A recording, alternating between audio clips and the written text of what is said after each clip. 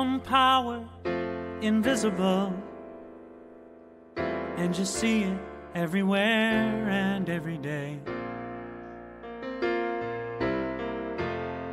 One power, indescribable, and you speak of it with every word you say. Mysterious until you know the truth, as simple as the love inside of you. Call it God, call it Spirit, call it Jesus, call it Lord, call it Boothe, Baha'u'llah, angels' wings or heaven's door. But whatever name you give it, it's all one power, can't you see? It's the power of the love in you and me. One power, one power. Good morning and welcome to the Center for Spiritual Living, Midtown, Atlanta. Such is the nature of life, that all it asks and all it wants is the opportunity to appear. You are that opportunity, and so am I, and so it is. Whoever you are, whatever path brought you here today, please know that you are welcomed and celebrated. We know who you are. You are an individualized expression of the divine life in which we all live. We are life's opportunity to be someone unique and wonderful. Whatever your ethnic background, religious affiliation, however you know yourself or describe yourself, you are welcome to be a part of this community in whatever way serves you. Here's our vision statement. We are a strong, open, globally connected community centered on the clarity of principle through teaching, service, and practice. We create a safe and respectful environment that supports healthy spiritual growth. And for a better understanding of who we are and what we teach, listen to our Declaration of Principles as written by our founder, Ernest Holmes. A few of the Declaration of Principles we live by. I believe in one God, one absolute power, and first cause to all things. I believe that this power is perfect love, and it creates out of a desire to express love. I believe all thought is creative, and how I choose to think creates my personal experience. I believe in the unity of all life, and the immortality of the individual soul forever unfolding. I believe in the eternal goodness, the eternal loving kindness, and the eternal givingness of God to all. And so it is. So grateful, hey.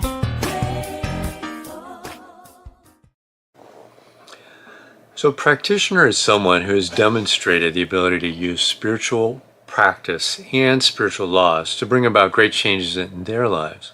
And they have demonstrated they know about how to bring about these changes in others when asked. Licensed by Centers for Spiritual Living, they are available to you to provide guidance and support in those areas where you're looking for assistance. And you can contact them through our website, cslmidtown.org.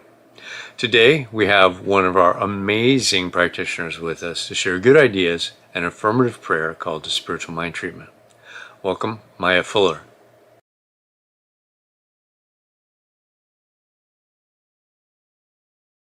So much. Greetings, CSL Midtown, and happy second week of July. This month, our theme is whole no matter what. And the invitation is a powerful one. Not to chase wholeness, not to earn it, but to recognize it as something we already are. Ernest Holmes himself said it beautifully. He said that there is a heart that is within every individual which partakes of the nature of the universal whole. Our soul will never change or violate its own nature. We are wholeness itself. And that is the ground that we're standing on this month. This week, we turn our attention to the relationship between our inner world and how we show up in the world, and how recognizing our own wholeness can actually change the way we move through every relationship and every room we enter. Today's speaker is going to take us deeper into that. His talk is entitled, Who I Think I Am Reflects How I Am. And in his own words, here's what he's bringing today. Who we believe we are sources how we express in the world.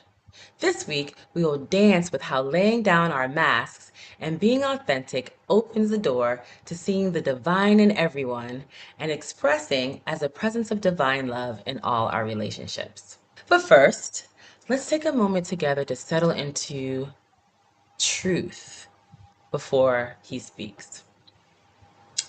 So before we begin, I just want to invite you to arrive fully to this moment right here, right now. This space is for you. So whatever you were doing before you logged on, whatever's still running in the background of your mind, just for these few minutes, let it be here without your attention on it. And just breathe. Just take a breath in and let it go. And another, a little deeper this time. And letting it go, letting your shoulders drop, letting your jaw unclench, letting your face relax. And close your eyes if that feels comfortable for you. Or you can just let your gaze soften and let yourself just land, just be here, right now, exactly as you are. And as always, I'm going to be offering this treatment in the first person, speaking it as my own truth, because I know that as I speak these words for myself, I'm speaking them for every heart and mind that's tuned in and open to receiving these words for themselves. So I welcome you to receive them as your own.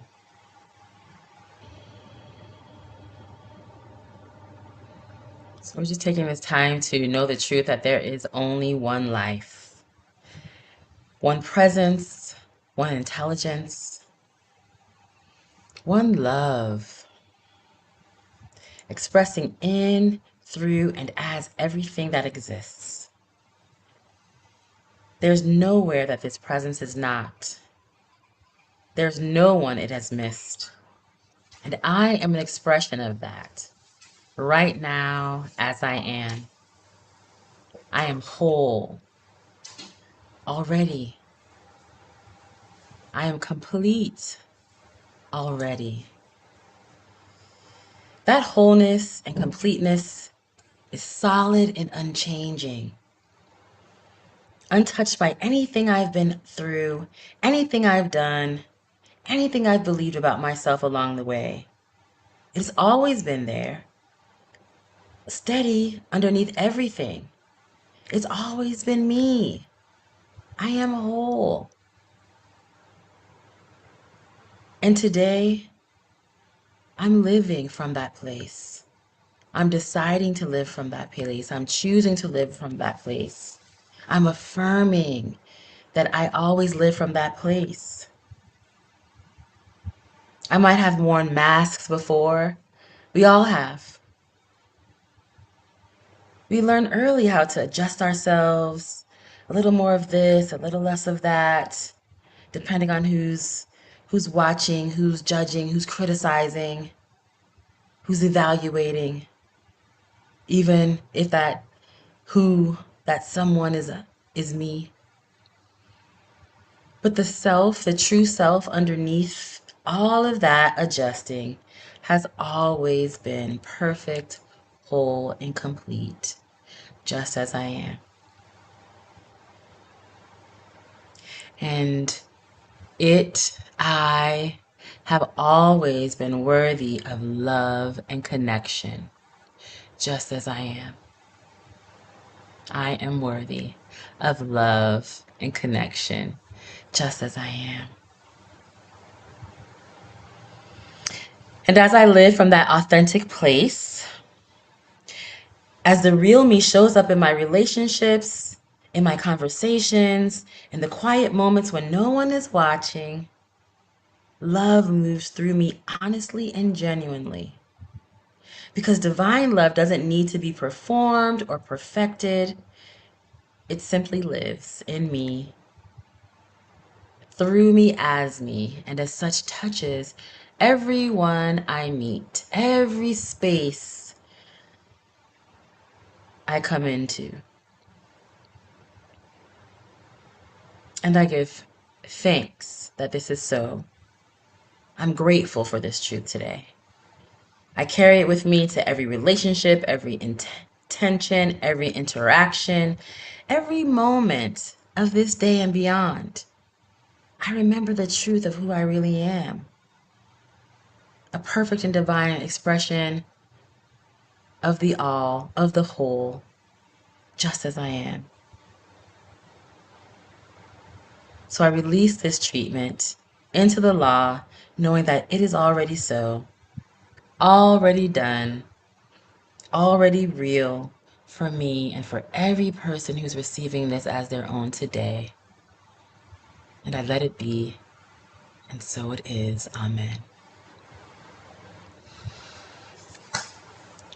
And now we transition to our music.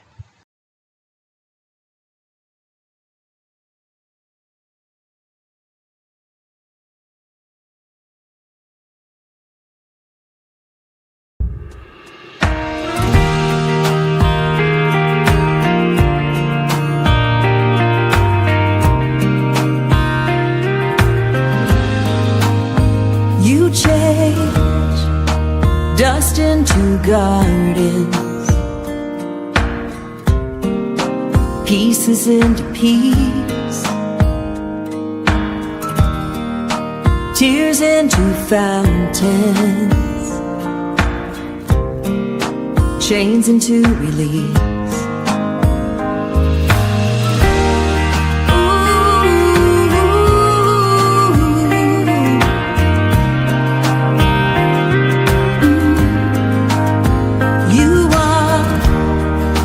Doubt into action, vision renewed, perfect creation, unfolding in you.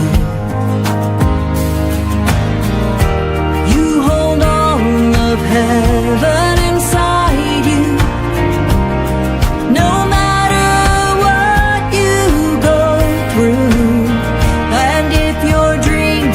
down to ashes, you rise again. You are the light of God, the power of prayer, lifted up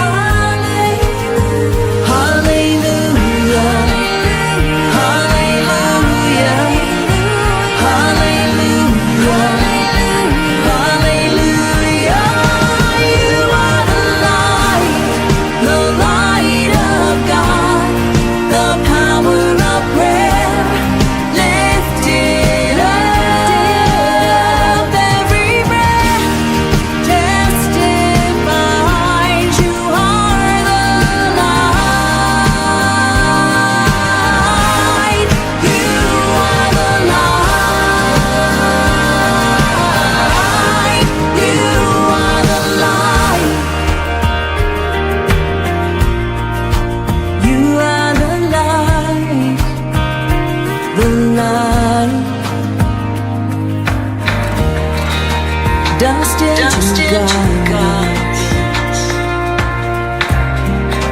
Pieces into peace.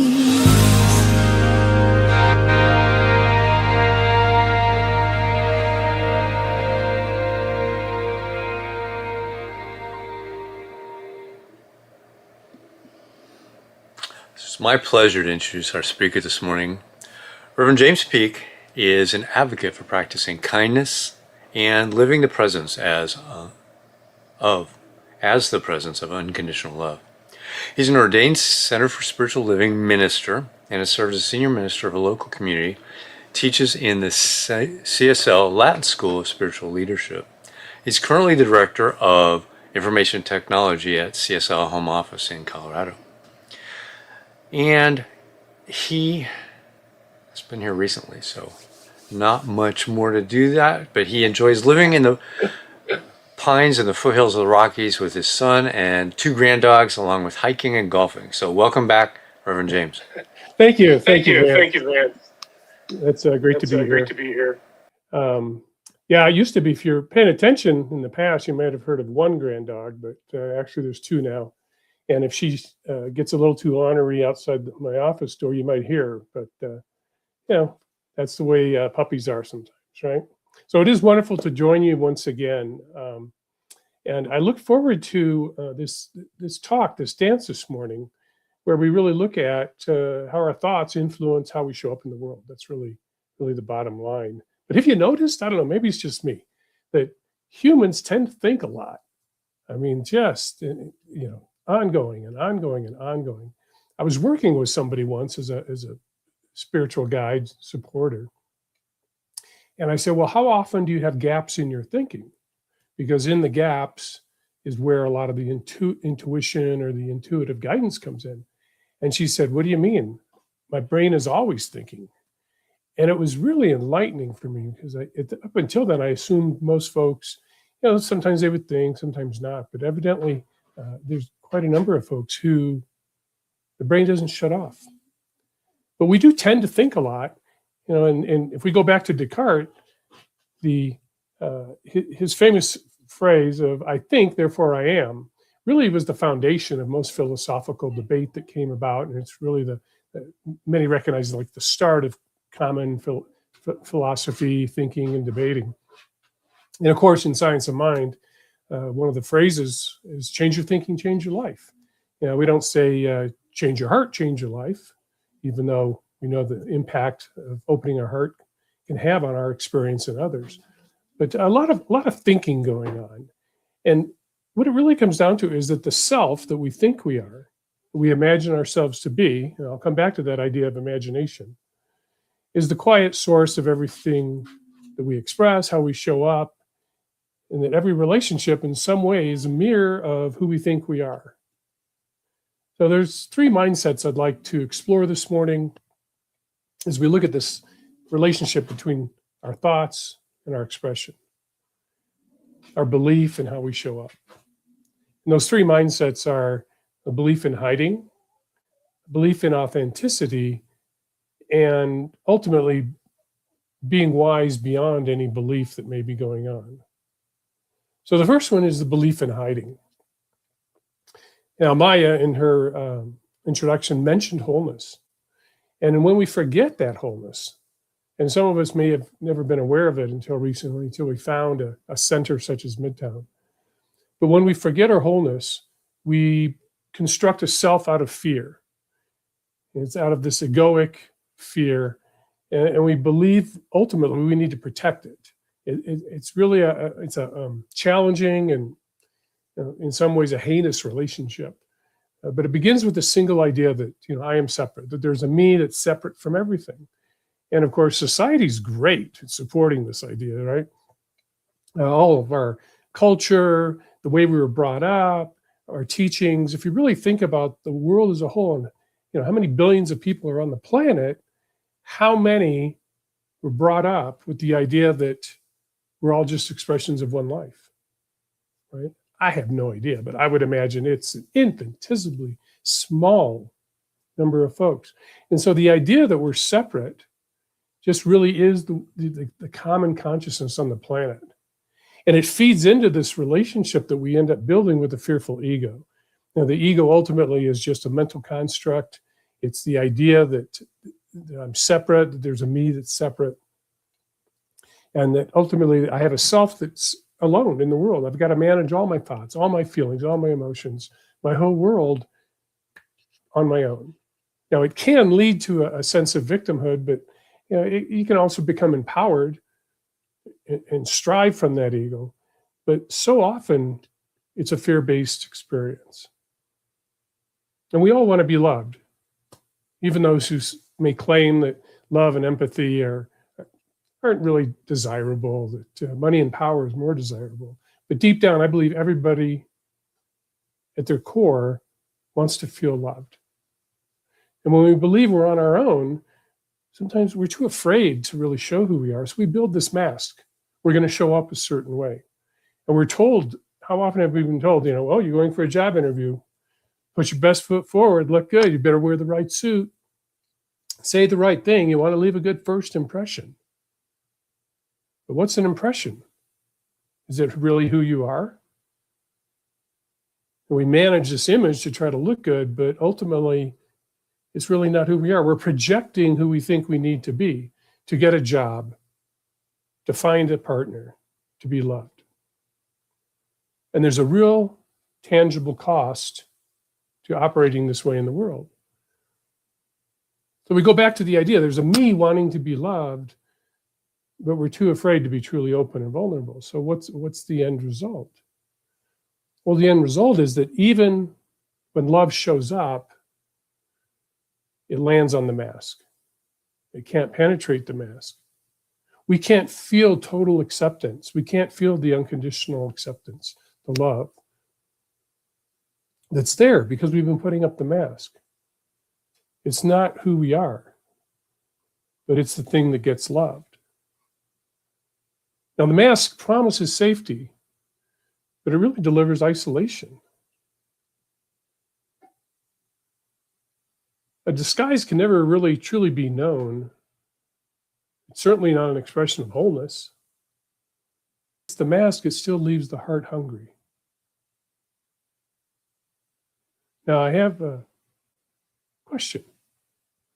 What if everything the ego fears the most, the very thing it fears the most, being seen exactly as we are, is actually the doorway home? Well, that doorway has a name. And it's not something we necessarily talk a lot about in the spiritual community, but it's courage.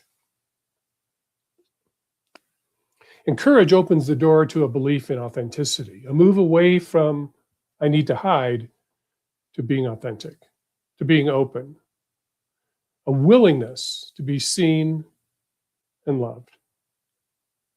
Now, it may sound a little weird that someone isn't willing to be loved, but it actually takes a fair amount of vulnerability to be willing to be unconditionally loved. Because we can have those old stories, I'm not good enough. What if they don't love me? I wasn't loved when I was young. I couldn't express who I really was. I would get in trouble. And so there's a foundation of fear there. But as we move into a belief in authenticity, we drop the mask and we're willing to stand in our vulnerability. We let ourselves be seen. Now, there's no guarantee that we're going to be loved, and that's where the courage comes in. Because just because I'm being open and authentic and showing folks who I really am doesn't mean that I'm necessarily going to be loved. But when we're willing to drop the mask, we create a real opportunity to feel loved. And as we do, something reorganizes within our beingness. We start to shift beyond an image. We recognize the fallacy and the limitation in the idea of an image, that an image has to be a certain way. We can stop the whole one-arm paper hanger thing of constantly, this has to look good here, this has to look good over there. And trust me, I'm speaking from experience. There was a time in my life where I was recently remarried, had an infant at home, teenage daughter, teenage stepdaughter. I was the super practitioner at the center I was serving at the time, which meant that I was on the podium regularly on Sundays, basically running service other than the speaking and the treatment by the senior minister. I led a men's group along with a couple other practitioners.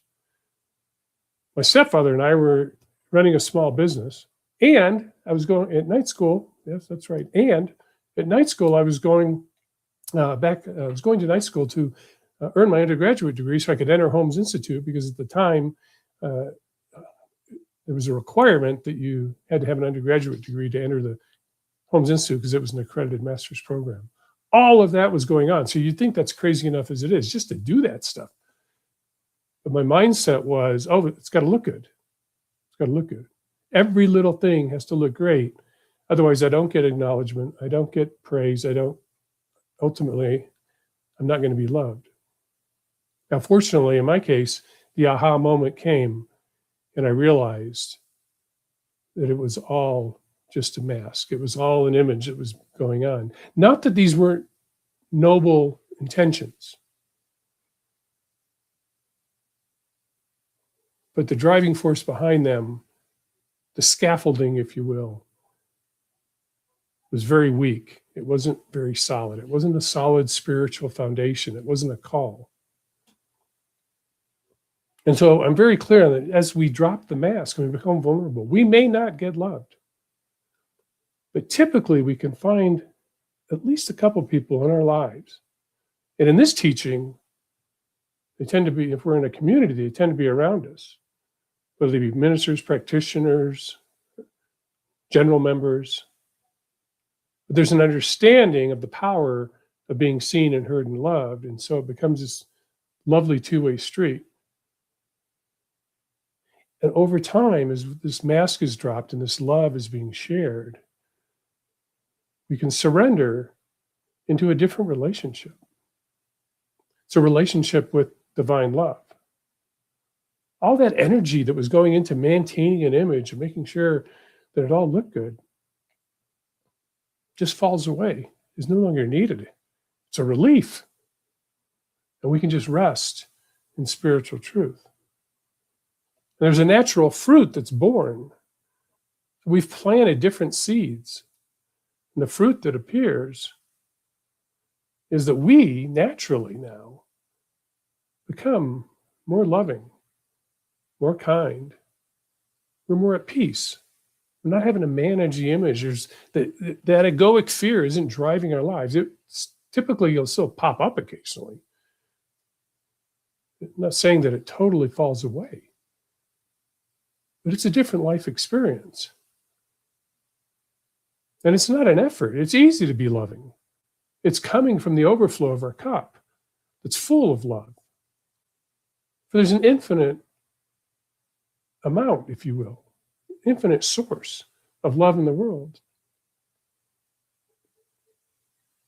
if we're open to it. And this delves into the lived belief in oneness, where we recognize that each and every one is of this one life.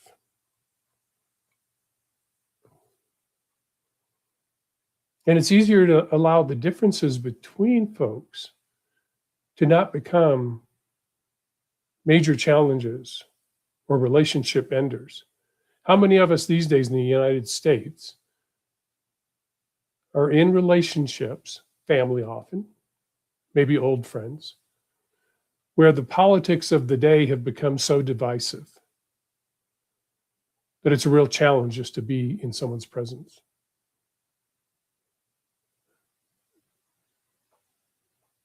But if I'm able to be vulnerable and open and recognize my wholeness, to be loving and to be kind, not requiring the other individual to be a certain way, recognizing that they also, even if I totally don't agree with a lot of their beliefs and a lot of their actions, they must be a reflection of this one life. So it's this belief in living in this belief of oneness. But that's not the end. because ultimately it's still a belief.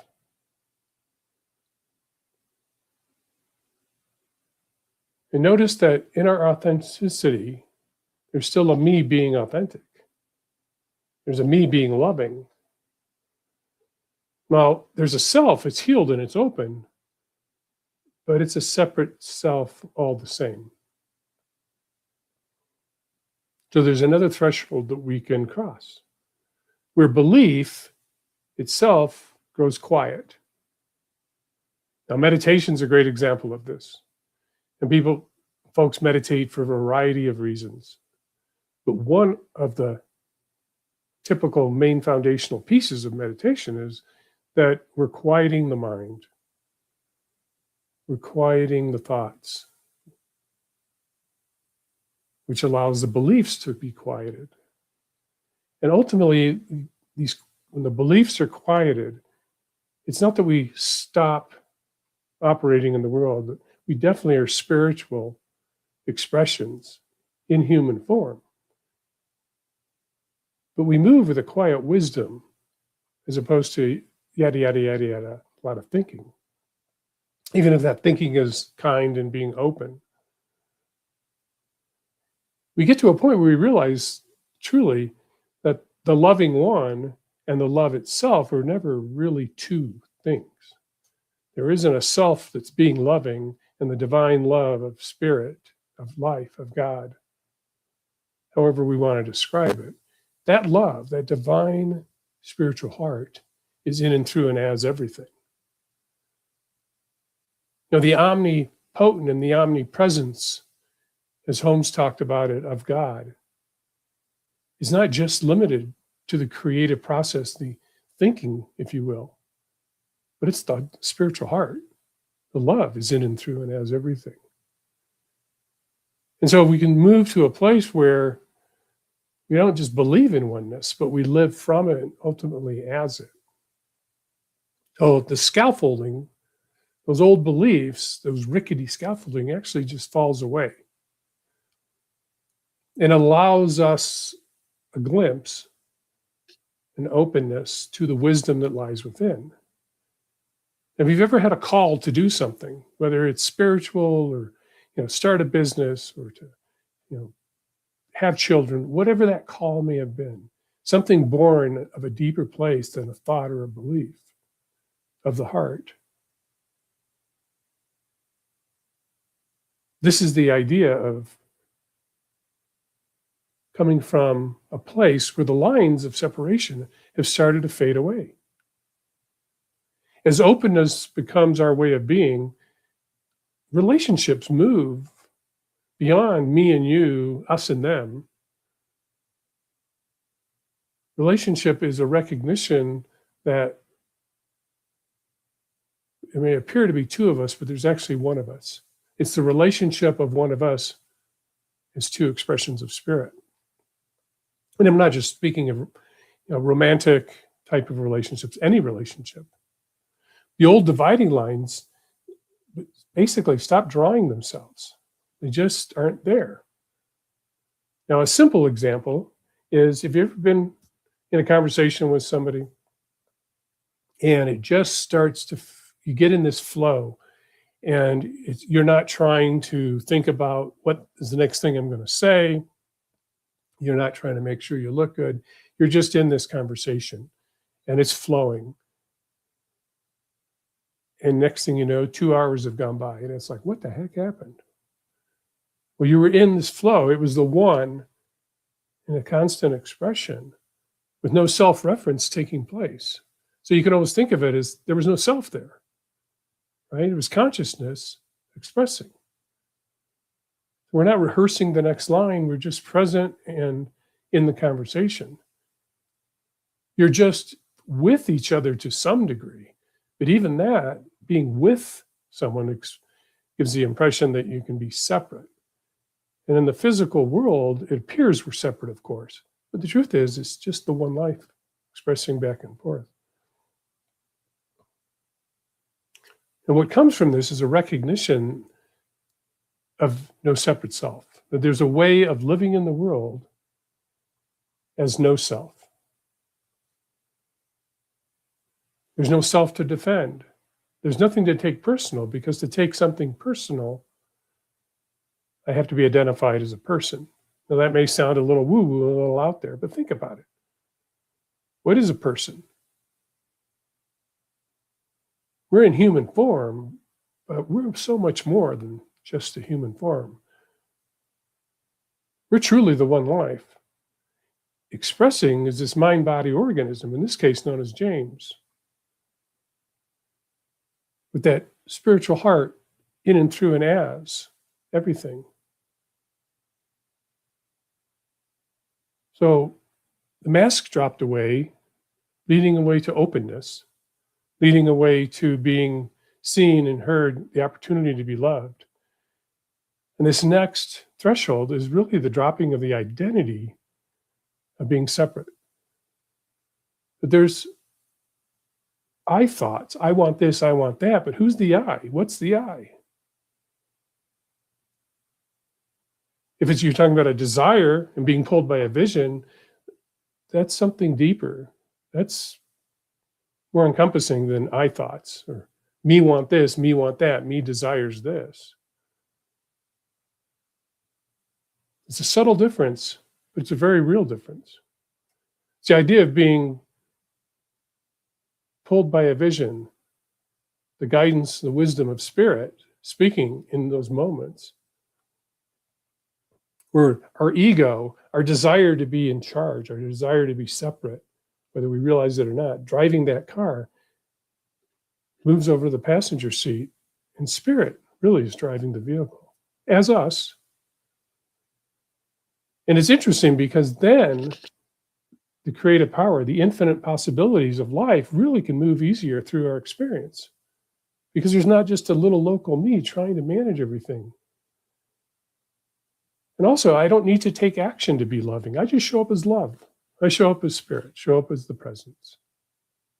Now, this doesn't mean that we never can slip back and feel hurt, or want to hide, or that we discover some aspect, belief from years ago maybe, where we didn't believe we were whole and complete. But it's not the predominant way that we show up in the world. We show up as the love, we show up as the peace. We show up as aspects of the one life. Now, Ernest Holmes, in explaining this oneness in The Science of Mind, stated that all individuality merges into universality. All forms are rooted in one common creative mind, and the Spirit of God is the Spirit of man. So he's explaining kind of what's going on, the process, if you will, the shift in perspective. And he also provided a roadmap on how to live. It was from this thing called you. He said, see God in everyone, the same God with a different face, the same animating principle with a different form, the same divine presence clothed in individual expression. So we understand what's taking place. We understand how to move in the world. I say it this way. There's a power for good in the universe, and each of us is an individualized expression of the one life. And as we come to know this presence within ourselves as our divine true nature, we cannot help but recognize the same divine presence looking back at us in everyone we meet. So just a real quick recap. The fearful ego is going to put on a mask. It takes courage to take the mask down, but it does create the opportunity to be loved. And over time, as that unconditional love fills our bucket, the lines of separation really start to dissolve when we move from being loving to understanding we are the love that we always sought. The spiritual seeker is seeking truth, seeking wholeness, seeking love. And that's the trick of the tail. We already are what we're seeking. And so this week, my invitation is, notice where you may still have a mask. What situation? Where do you put the mask on? And set it down. And let somebody who you believe can love you right then and there see the real you. And ultimately, you'll know yourself as the love that you seek. Namaste. Thank you, Reverend James. Always a very insightful thought.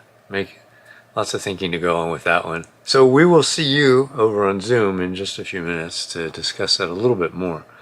So now it's time for our new minister Sacred Covenant Easy Prayer. So you can find this on our website, cslmidtown.org, the full version. This is an abbreviated version. There is only one life. This life is God, and I am one with it. I know that my new minister is a revelation of Spirit as principle, fulfilling God's promise. For principle is not bound by precedent, but operates according to law for those who align with it. Together with my community, I see my new minister as inspiring spiritual oneness through wisdom, love, and authenticity. That one that is awakened to inner wisdom, communicates universal truth, and serves as a conduit of divine love, wisdom, and healing energy. One that recognizes the inherent wholeness within all beings and offers teachings grounded in spiritual principles to cultivate inner transformation. One that extends love, compassion, and Spirit's transformative power into the wider community, fostering connections that heal, uplift individuals on their unique journeys. As I accept the highest expression of a new minister into my life, I know they will be revealed in a way that expresses Spirit and serves the highest good of all touched by their presence. I am grateful. God is good, and so it is.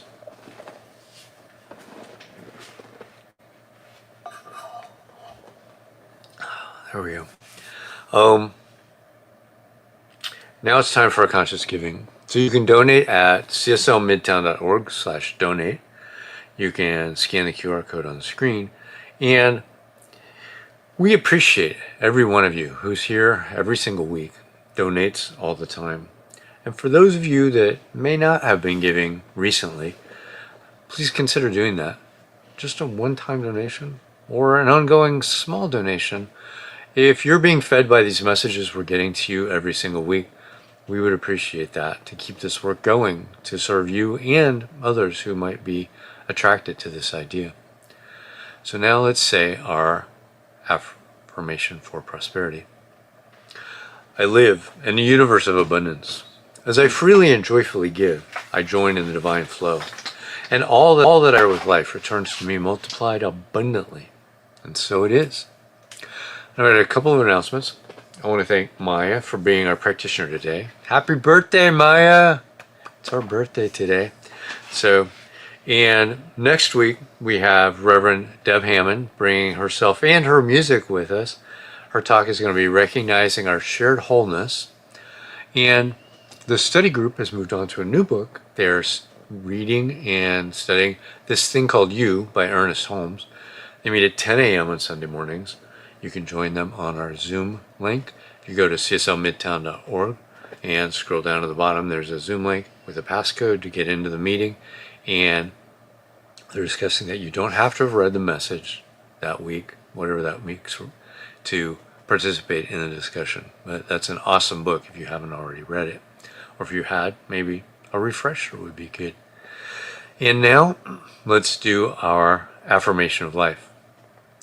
I leave this place now knowing something better than I knew before. I go forth into the world with a heart full of love and a mind full of good sense. I look at the world in a greater way, knowing that I have within me everything I need to create the life I desire. I give thanks for this understanding, and I am grateful for the Spirit of life that lives through me. And so it is. Have a great week, everybody. See you next week.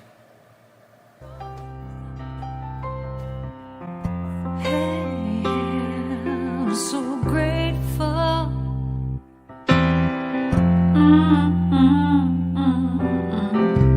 I'm so grateful. I'm so grateful. I'm so grateful for all that I have. I'm so grateful. I'm so grateful. I'm so grateful for all that I have. Hey, oh yeah, grateful. I just say I am so grateful every day for all I have. Every day, I'm